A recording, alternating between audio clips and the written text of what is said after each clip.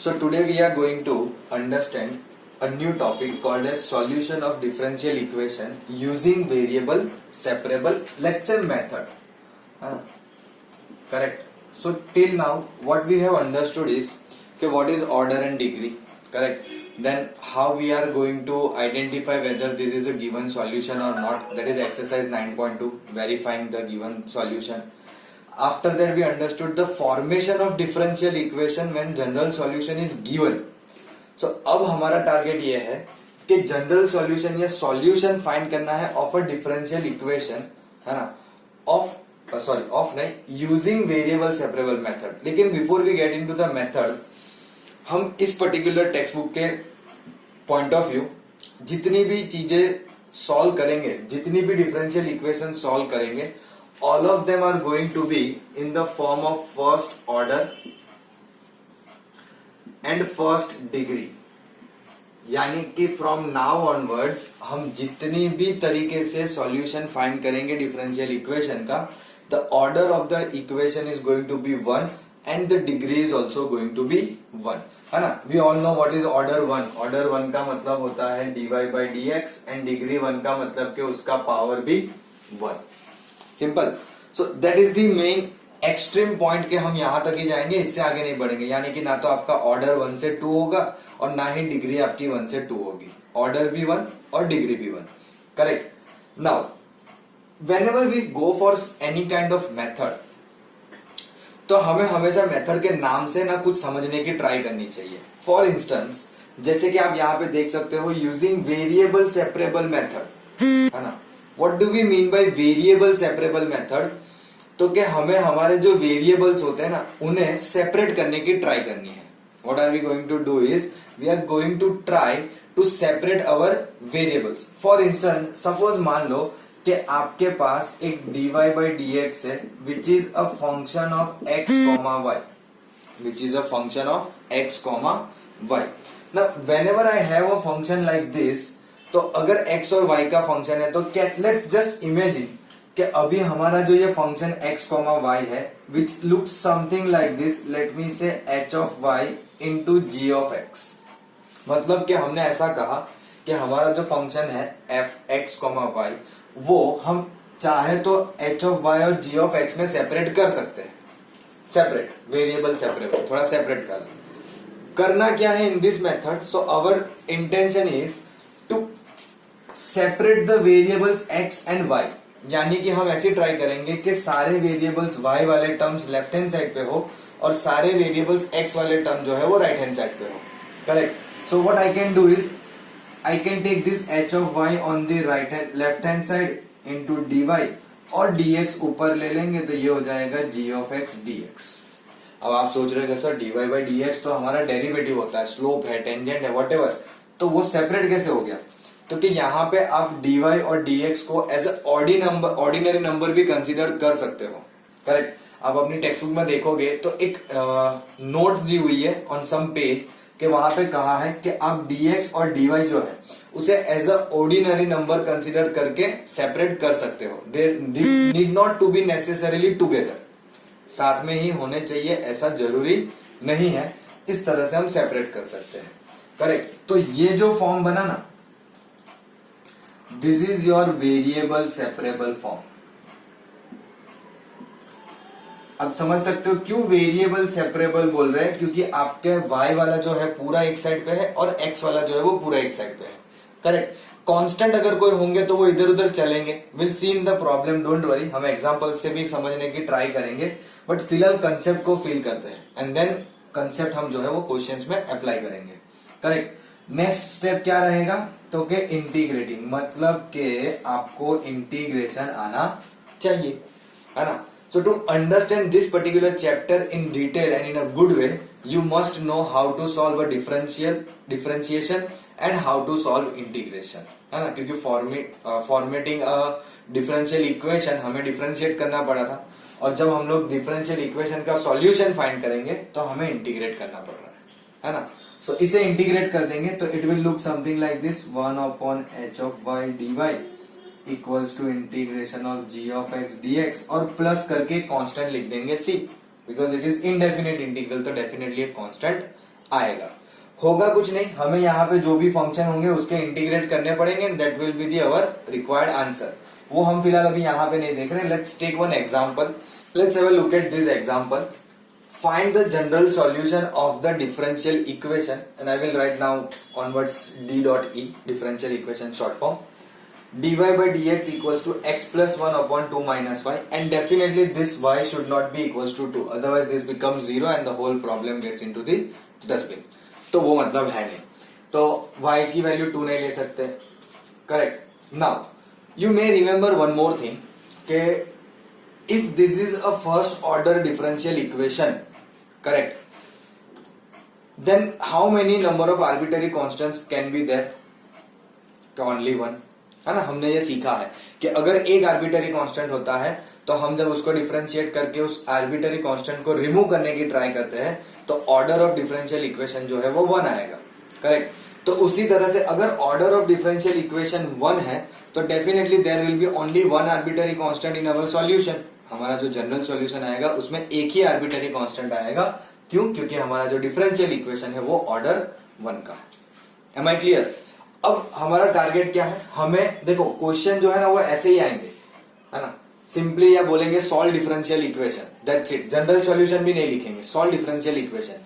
हमें क्वेश्चन को देखना है, we have to understand for ourselves कि by which method we can solve this kind of differential equation.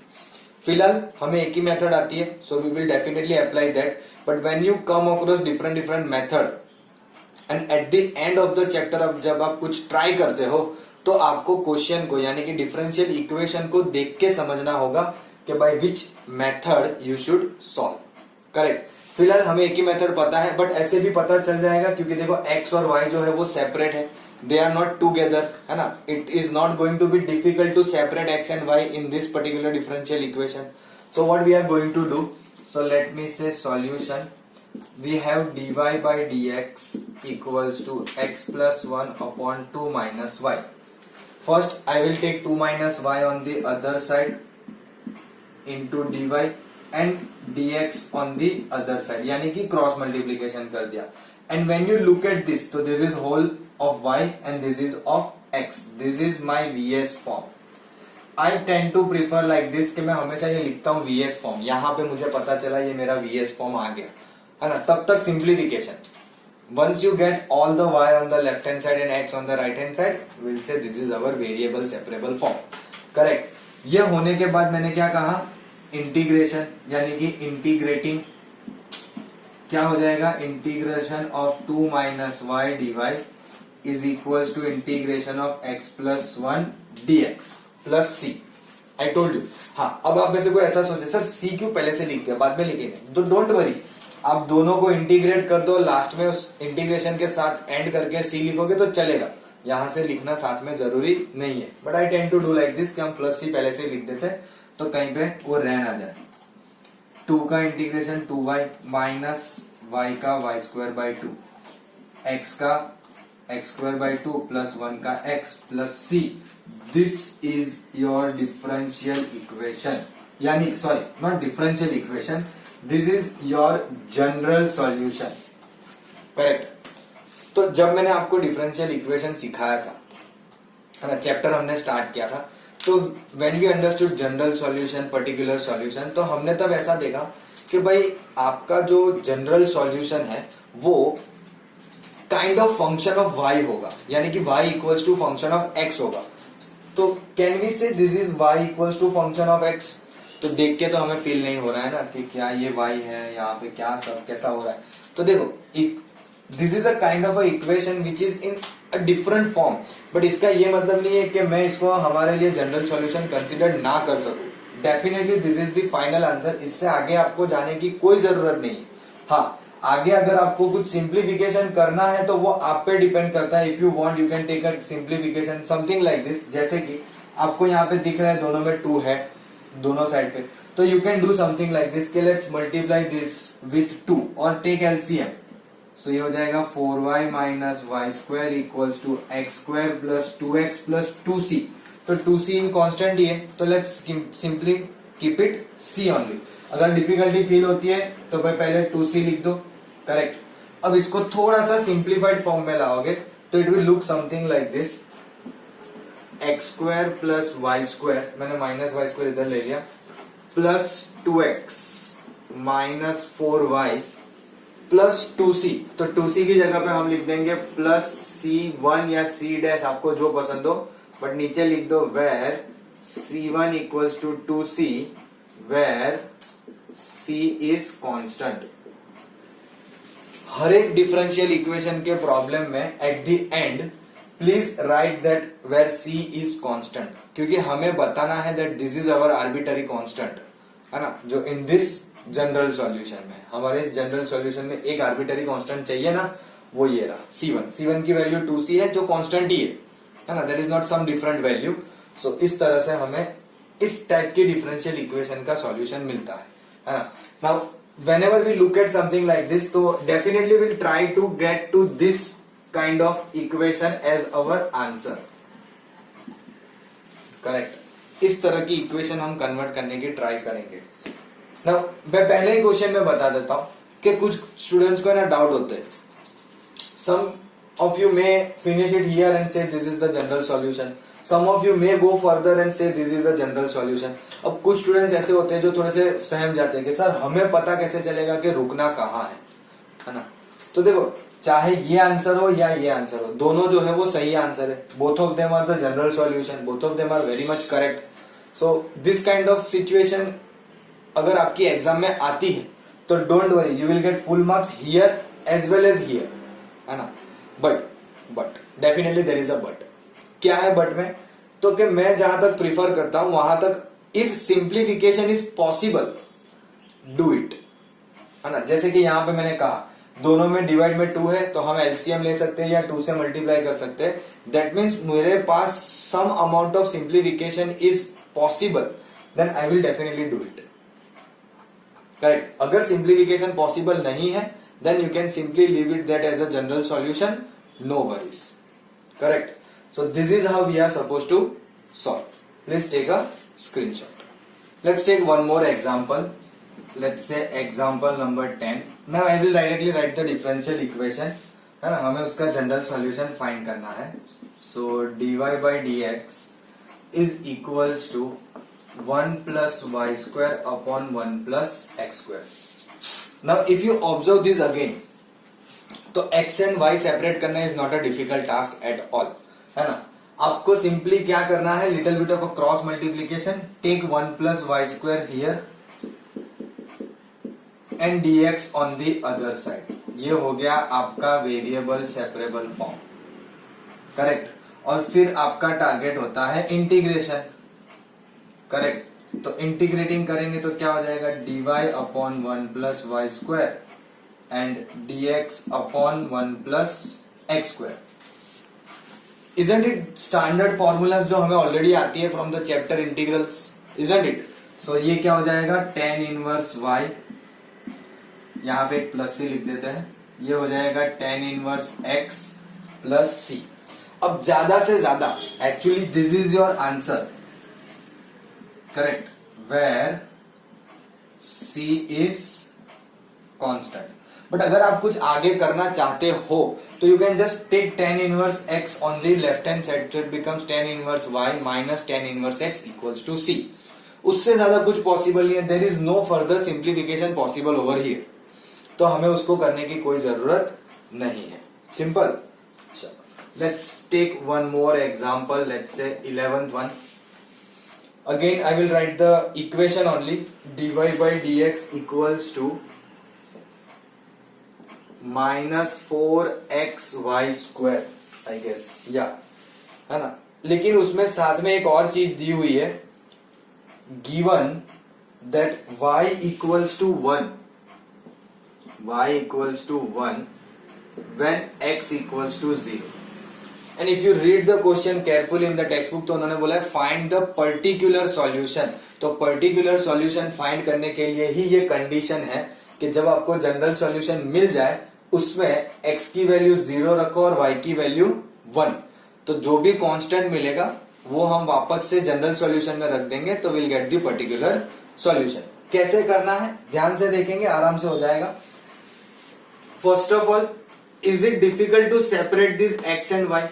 क्या हम इस x और y को इजीली सेपरेट कर सकते हैं? That first we have to observe. तो कि yes it can be easily separated क्योंकि प्रोडक्ट में है तो डिवाइड में चला जाएगा. सो यहां से सीधा हम सॉल्यूशन के अगर अंदर बात करें तो it will become dy by y square equals to -4x dx. ये हो गया आपका vs फॉर्म.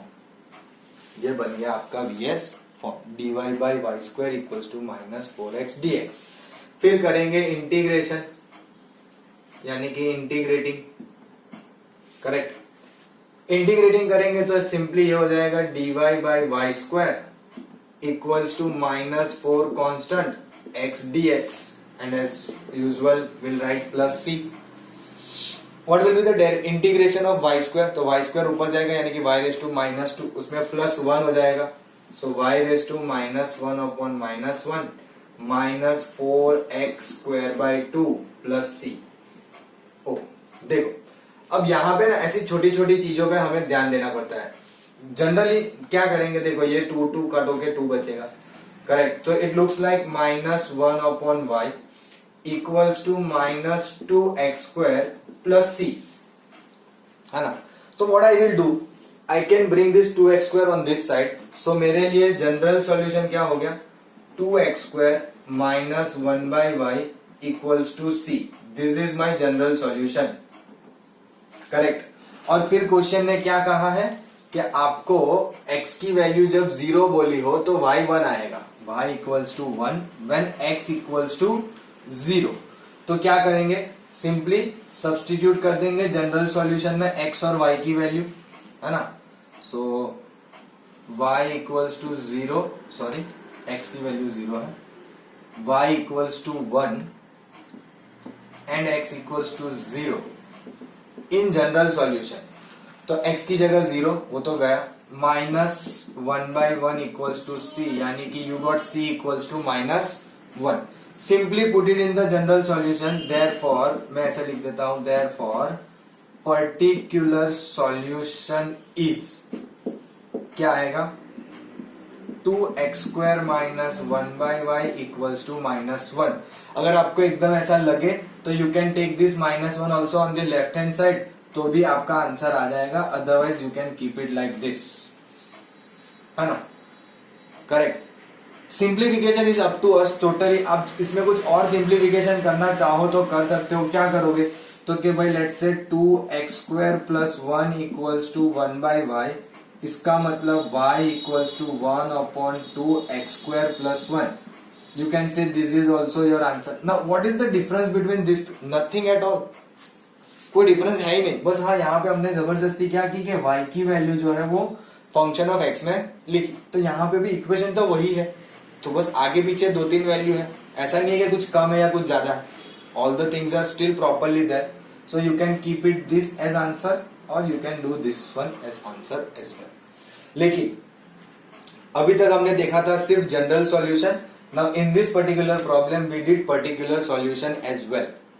है ना. तो कैसे पर्टिकुलर सॉल्यूशन को अप्रोच करना है ये आपको यहाँ पे समझ में आया कि पहले जनरल सॉल्यूशन तक तो करना ही है and then whatever the condition is given you have to put into the general solution. That will give you the value of c और c की वैल्यू जो है वो वापस जनरल सॉल्यूशन में रखेंगे तो it will give us a particular solution. Correct. Please take a note. Let's go for next one which is example number 12. क्या दिया हुआ है find the equation of the curve. अब it's a word problem so थोड़ा ध्यान से सुनना and if you have textbook please watch and look in the textbook. Find the equation of curve passing through the point 1,1. तो आपको एक point दिया है 1,1 हुज डिफरेंशियल इक्वेशन इज और उसकी डिफरेंशियल इक्वेशन है x dy is equals to 2x square plus 1 dx. जहां पे x की वैल्यू 0 नहीं है. अब आप सोच रहे होगे कि ये प्रॉब्लम क्या है मतलब how are we suppose to do this. तो देखो हमारे लिए बोला क्या है कि हमें इक्वेशन ऑफ कर्व फाइंड करनी है. कर्व की इक्वेशन फाइंड करने का मतलब क्या होता है कि इस दिए हुए डिफरेंशियल इक्वेशन का सॉल्यूशन फाइंड करना है. करेक्ट। लेकिन साथ में उन्होंने एक और एक्स्ट्रा डेटा दिया हुआ है कि curve is passing through point 1,1, यानी कि अब आपका कर्व जो है वो स्पेसिफिक हो जाएगा। समझना, अब आपका कर्व जो है वो स्पेसिफिक हो जाएगा। Why I am saying specific, तो हमें पहले इस डिफरेंशियल इक्वेशन से कर्व की इक्वेशन लानी है जो जनरल सॉल्यूशन होगा। लेकिन अब हमें पता है कि ये कर्व जो है वो 1,1 में से ही पास होना चाहिए, तो उसकी वैल्यू हम लोग रखेंगे x एंड y एज 1,1, जिससे हमें कांस्टेंट c मिल जाएगा and it get converted into a particular solution. Am I clear? चलो, तो ये चीज हमें पता चल गई। दूसरी बात वापस से क्या सोचना है कि is it possible to separate x and y, है ना? तो देखो y तो है ही नहीं कहीं पे, सिंपली dy ही है, उसके अलावा y कहीं पे भी अवेलेबल नहीं है। तो करेंगे क्या? तो क्या सीधी सीधा बात है कि हम इसको लिख देंगे dy is equals to 2x square plus 1 upon x dx। ये हो गया आपका vs फॉर्म। अब इसमें आप सिंप्लीफिकेशन पहले करना चाहो इंटीग्रेशन के तो कर सकते हो, या इंटीग्रेशन देने के बाद करना चाहो तो भी कर सकते हो। Why I am saying simplification, क्योंकि आप देख सकते हो कि न्यूमरेटर का पावर जो है ना वो डिनोमिनेटर से बड़ा है, because then it becomes improper rational function. But यहाँ पे आपको फिर वो डिवाइड करने की जरूरत नहीं है, डायरेक्टली रिवर्स एलसीएम ले लो, यानी कि something like this 2x square by x plus 1 by x dx। तो यहाँ पे एक एक x कट हो जाएंगे, so it will become dy equals to 2x plus 1 by x dx। इसका इंटीग्रेशन करना कोई बहुत बड़ी बात होगी नहीं अब हमारे लिए, है ना? तो integrating dy integrating 2x plus 1 upon x dx plus c, constant तो लगा ही देना है हमें, है ना? What will B derivative of y, तो कि 1 का y होता है ना, विद रिस्पेक्ट टू y है। 2x का होगा x स्क्वायर बाई 2, तो 2 cancel x square. 1 upon x का डेरिवेटिव हमें आता है, लेकिन व्हाट अबाउट 1 अपॉन एक्स का इंटीग्रल, है ना? 1 अपॉन एक्स का डेरिवेटिव होता है माइनस 1 अपॉन एक्स स्क्वायर, और 1 अपॉन एक्स का इंटीग्रल क्या होगा, तो क्या बोलेंगे log x plus constant c। सबको आता है करेक्ट? log x में हमेशा ध्यान रखेंगे मॉड्यूलस में रखेंगे, log मॉड्यूलस ऑफ x, है ना? So I got y equals to x square plus log modulus of x plus c। So I can directly see के y in terms of x। So कुछ ज्यादा time pass नहीं करेंगे, सीधे सीधा क्या कर देंगे कि हम ये बोल देंगे कि let's say this is my equation number 2 and let's call this as equation number 1। तो हम ऐसा बोल सकते हैं कि इक्वेशन नंबर 2 जो हमारी कर्व की इक्वेशन है, करेक्ट, वो पास हो रही है। पहले तो बता देते हैं कि this equation represents a family of curve, family of solution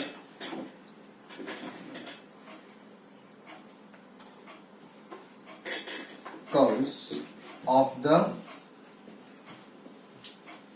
given differential equation, correct. तो ये family of solution of curves दिखा रहा है, यानी कि हमें ये जो इक्वेशन है वो क्या दिखा रही है कि भाई आपकी जो डिफरेंशियल इक्वेशन है उसका सॉल्यूशन ये है, यानी कि जनरल सॉल्यूशन। अब मेन पॉइंट ये आता है कि ये बोला क्या है, पॉइंट 1,1, तो हम क्या कहेंगे कि एज कर्व पासेस थ्रू, कहां से पास हो रहा है, 1,1, we have x equals to 1 and y equals to 1, correct. और इसे रख देंगे इक्वेशन नंबर 2 में। देयरफॉर x की जगह, पहले y है तो y की जगह पे 1, x की जगह पे 1 प्लस log 1 प्लस c। हम सबको पता है log 1 कितना होता है, 0, है ना? सो ये 1 गेट कैंसल, यहाँ पे 0, log 1 भी 0 होता है, तो c, तो हम लोग c की वैल्यू 0 है, वेरी गुड, कांस्टेंट 0 ही आया, मतलब निकल ही गया, कोई उसका मीनिंग ही नहीं रहा। देयरफॉर या the particular solution, therefore the particular solution is, क्या आएगा, y equals to x square plus log modulus में x। This is your particular solution of this differential equation which is passing through 1,1। Simple. So ध्यान रखना कि जब भी ऐसा बोला कर्व पासिंग थ्रू, तो वो हमें ट्राई कर रहा है एक पॉइंट देने की जिसमें x और y की वैल्यू दिखेगी, और वो वैल्यूज हम कहाँ रखेंगे, आपके जो जनरल सॉल्यूशन है उसमें, यानी कि आपकी कर्व्स की इक्वेशन में या कर्व की इक्वेशन में. Correct. So please take a note. Let's have a look at next example number 13. What do we have? Find the equation of a curve passing through the point. So again देखो यहां पे आपको एक point दिया है -2,3, है ना. लेकिन इससे आगे जो दिया ना वो और इंपॉर्टेंट है. Given that the slope of the tangent, given that the slope of the tangent to the curve at any point xy is 2x upon y square. Correct. Now we all know what is slope of the tangent. differential equation application of derivative सीखा है. slope of the tangent यानी कि dy by dx. simple. so हम directly क्या लिखेंगे कि we know that the slope of tangent to a curve is given by dy by dx. हमें ये पता है कि स्लोप ऑफ टेंजेंट जो है to a curve is dy by dx. और क्वेश्चन ने ऐसा बोला है कि आपका जो स्लोप ऑफ टेंजेंट है to a curve is dy by dx equals to 2x by y square. Question ने कहा है slope of the tangent to the given curve is dy 2x by y स्क्वायर, और हमें पता है कि slope of tangent to a curve is dy by dx. तो हमने इन दोनों को इक्वल लिख दिया. अब सिंपल सा काम है. Again we will think how we can separate x and y. So यहाँ पे भी इजीली सेपरेट हो जाएगा. Correct. So it becomes y square dy equals to 2x dx. This is your vs form. Integrate कर लेंगे क्योंकि यहाँ पे इंटीग्रेशन भी एकदम इजी है, कुछ डिफिकल्ट नहीं है. क्या है? y square dx equals to 2 constant x dx plus c. Sorry, y square dy not dx. तो y cube by 3 plus, sorry वापस से प्लस कहां से आ गया, इक्वल टू है x का x स्क्वायर बाई 2, तो simply x square plus c. अब आप चाहो तो इसमें 3 उस साइड ले लो, तो it will become something like this. y cube equals to 3x square. Let me say this is c dash, तो ये हो गया c, where c is equals to 3c dash. सीधी सी बात है. तो ये हो गया आपका जनरल सॉल्यूशन, है ना. इसको हटा देते हैं, कुछ अलग ना समझे कोई C1 ऐसा कुछ. अब जैसे जनरल सॉल्यूशन मिल गया, आपको क्या करना है, उसमें ये पॉइंट रखना है ना. सो क्या कहेंगे, when x equals to -2, when x equals to -2 then y equals to 3. ऐसे ही बोल रहा ना ये पॉइंट के, जब पॉइंट की वैल्यू x कोऑर्डिनेट y -2 है तो y का कोऑर्डिनेट 3 आएगा. पुट कर दो इसमें. सो 3 का cube 27 is equals to 3 into -2 का स्क्वायर प्लस c. अब आप सोच रहे होंगे ना, किसी ने ऐसा सोचा होगा सर 3c डैश रखा होता तो यहाँ पे देखो आंसर चेंज आता. It doesn't matter, it's still a constant, it won't change anything, है ना. वो कुछ भी ले लो आप, कभी भी चेंज नहीं आएगा, it will be still the same thing. 27 2 का square 4, 4 3 are 12 plus c. So c is going to be 27 minus 12, 25 and 15, and we'll put it back here. So it will be y cube equals to 3x square plus 15. अब आपका जो doubt है ना वो मैं थोड़ा दूर करने की ट्राई करता हूँ. आप सपोज आप लोग ऐसा मान रहे हो कि भाई सर अगर मैंने यहाँ पे 3c डैश रखा होता तो डेफिनेटली इट विल चेंज, है ना. तो देखो y की वैल्यू 27 -2 का स्क्वायर दिस. इसकी मदद से जो आपको मिलता वो c की 3c की वैल्यू 15. ध्यान से 3c डैश की वैल्यू 15, है ना. तो c डैश की वैल्यू क्या आती, 15 by 3 5. तो c डैश की वैल्यू 5 आई है ना. बट c की वैल्यू जो है वो 3c डैश ही है ना. c डैश की वैल्यू 5 आई है. ध्यान से देखना, मैं एक बार थोड़ा सा आपको सॉल्व करके बताने की ट्राई करता हूं. Please pay attention. Let's say कि हमने 3c डैश रखा और आपने वैल्यू पुट करी, तो you will get 27 equals to 12 plus 3c dash. Correct. जिससे आपको पता चला कि भाई 3c डैश इक्वल्स टू 15, तो c डैश इक्वल्स टू 5. लेकिन आप सी डैश थोड़ी ना अकेला रखोगे, यहाँ पे तो आपका 3 सी डैश है, तो 3 सी डैश की वैल्यू तो 15 है, तो आपका इवेंचुअली जो इक्वेशन बनना है पर्टिकुलर सॉल्यूशन का वो यही आएगा, इट वोंट चेंज। कांस्टेंट में सी रखो, सी डैश रखो, 2c रख दो, 10c रख दो, कुछ भी रख दो at a time, it will always give you the same thing, क्योंकि particular solution is unique, particular solution कभी भी चेंज नहीं होगा। So for this given point this is only going to be the particular solution. ऐसा नहीं है कि point ये है तो हमारे पास एक से ज्यादा पर्टिकुलर सॉल्यूशन आ जाएंगे, नेवर नेवर। अगर आपके पॉइंट यही है तो आपका इस डिफरेंशियल इक्वेशन का पर्टिकुलर सॉल्यूशन यही रहेगा और कोई नहीं, ना ही ये 15 से 5 होगा, ना 5 से 10 होगा, ना कुछ और नहीं। अब ध्यान से समझना, हम जब बोल रहे हैं कि एलसीएम लेने के बाद 3 सी डैश होगा, तो 3 सी डैश की वैल्यू इज स्टिल 15 ओनली। देखो ये रही सी डैश की वैल्यू भले ही 5 हो रही हो, लेकिन आप तो पूरे कांस्टेंट की जगह रखोगे ना। सो 3 इंटू सी डैश की वैल्यू 5 रखो, 3 5 कितना होना है, 15 ही होना है। तो please make a note this kind of a thing कि जब भी आप पर्टिकुलर सॉल्यूशन फाइंड कर रहे हो तो वो किसी भी दिए हुए डिफरेंशियल इक्वेशन का यूनिक होता है फॉर अ गिवन पॉइंट, है ना, given value of x and y. If I change this point definitely the equation will change, but with the same point I will get only one equation, correct? Please take a note. Now let's have a look at one more example.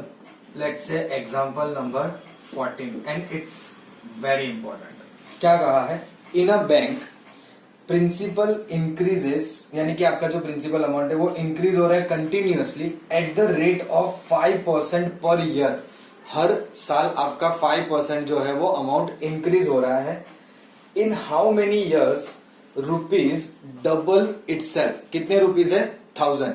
कितने साल में आपके जो 1000 rupees है वो double हो जाएंगे, correct? तो थोड़ा सा पेशेंस रखना, ये क्वेश्चन बहुत इंपॉर्टेंट है।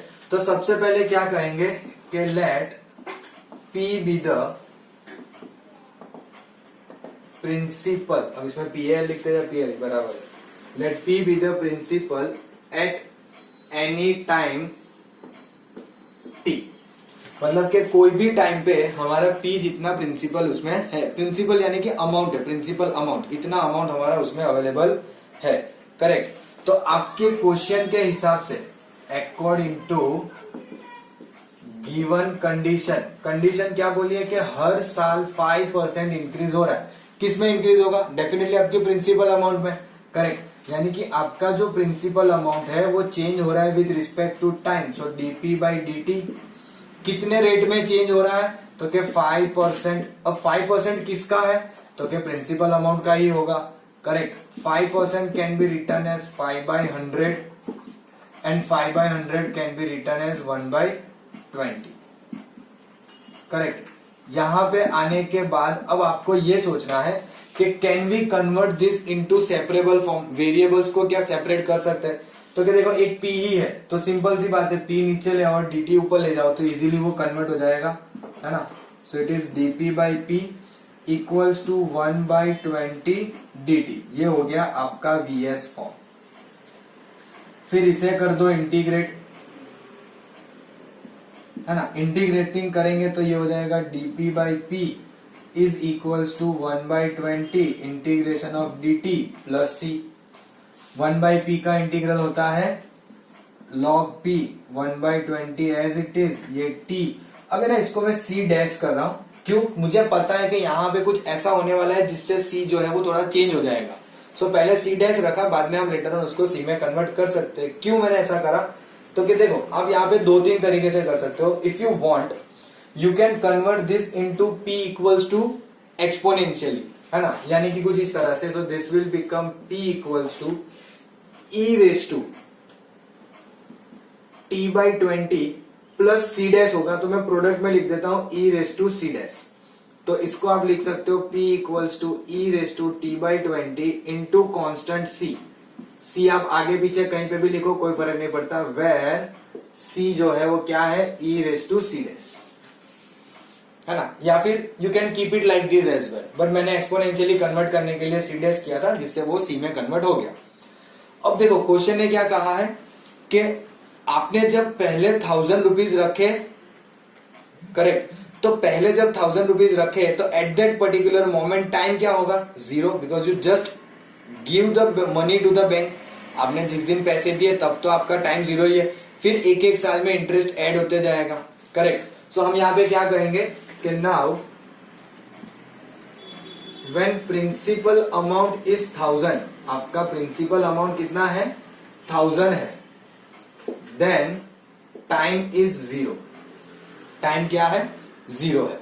इससे फायदा क्या होगा, अभी आपको पता चलेगा कि जैसे मैं पी की वैल्यू रख दूंगा 1000, मुझे पता है time 0, anything raise to 0 is 1 into c, तो आपको देखो डायरेक्टली सी की वैल्यू मिल गई 1000, किसकी वैल्यू मिल गई, सी की वैल्यू, है ना। जिससे अब आपका इक्वेशन क्या बन गया, ध्यान से देखना, इसको हम इक्वेशन नंबर 1 बोल देते हैं। So from 1 it becomes p equals to 1000 e raise to t by 20, let's say equation number 2।